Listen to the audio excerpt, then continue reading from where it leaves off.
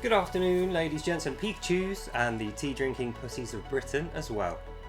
I don't know whether you've heard, but Iran are now under a direct threat of war. They're being prepped to be carpet bombed by America. Israel have aligned a lot of troops along their border, and we are probably mere hours away from them being invaded. And there is a big discussion on, can we destroy underground bunkers? And what do we do if they put civilians on top of those bunkers? How do we hit them? And it just reminds me of World War II, when we were fighting the Nazis, and nobody was saying, oh, if the Nazis cover themselves in human shields, well, we'll just lose by default. We'll just leave the world to the Nazis. Nobody was saying that. So perhaps we should be thinking less about how we avoid civilian casualties in their country, and be more focused on how we can prevent more civilian casualties in our own countries. Because this is a war, after all. So, rather than encouraging these guys to continually use hostages and human shields by saying, well, we're not going to shoot you if you use hostages, we're not going to shoot you if you use human shields, perhaps we need to be a little bit more proactive and say, if you use human shields, not only will we bomb through them, we will bomb you twice as hard. Then, although they are going to sacrifice some of their civilians to this and try and blame it on us, in future they will recognise that is just more pain for them.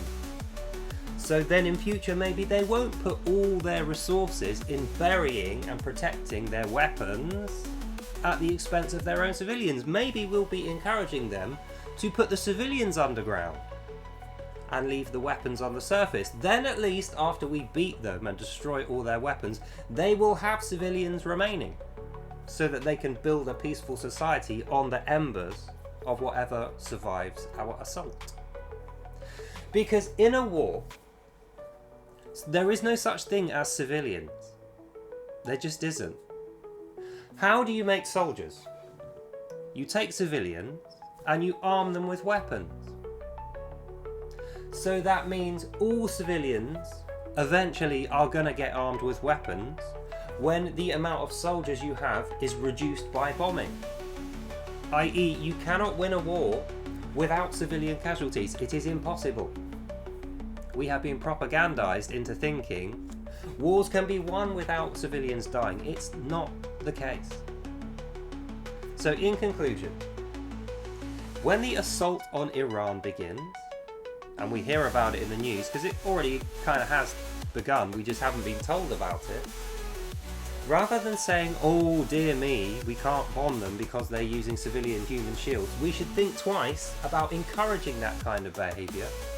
And if we hadn't encouraged it in the past with this stupid liberal view that not harming civilians is a possibility in a war, they wouldn't be so quick to line their civilians up in front of their weapons while they're shooting them at us, which is exactly what they're doing.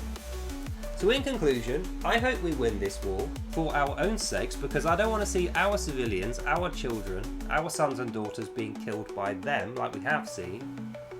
I would rather see their weapons destroyed, and if they put civilians around the edge and on top of those weapons, they should be getting the blame for those civilian casualties. After all, that is what makes a terrorist. That's the only difference between their forces and ours when it comes to strategy, is we separate our soldiers and our civilians into two completely separated areas. So when they're killing our civilians, they can't claim to be soldiers. And when we're killing their soldiers, we can't claim to be civilians. It's morality, but they're not doing that. When was the last time an Islamic country ever did that? The answer is never. They have never done that. They always conglomerate their civilians and their soldiers together, and they call their soldiers civilians once they get killed. And when their civilians are the only people left, they arm them and send them out as soldiers, including women and children and old people, which we don't do. So this is not just a physical battle, this is a moral battle, a spiritual war of ideas. Will the civilized West, who likes to separate its soldiers and its civilians and only have the soldiers fight, will that idea win?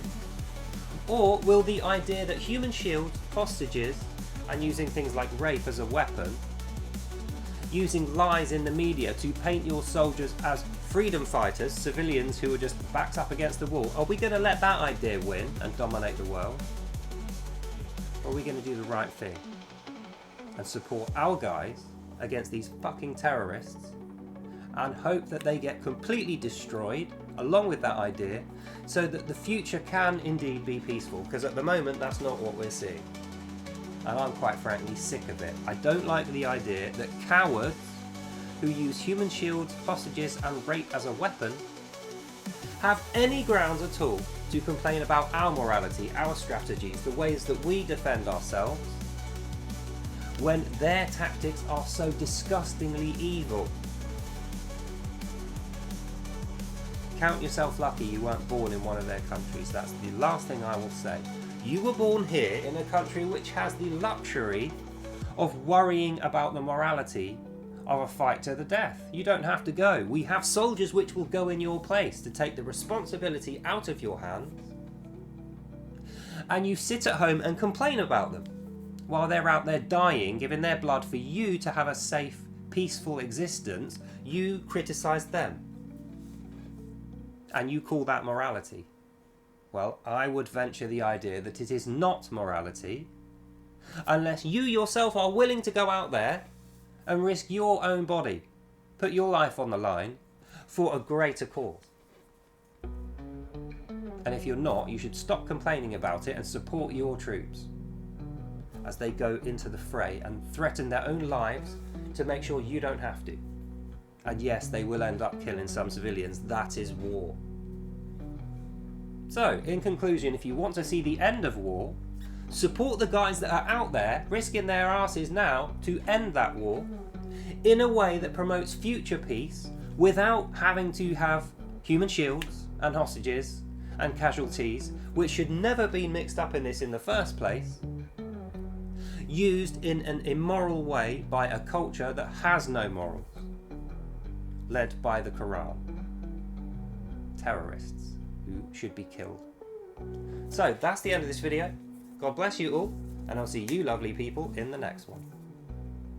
Bye now. This is the distinct danger of allowing an immoral, sick and evil culture led by the Quran to lecture us on morality.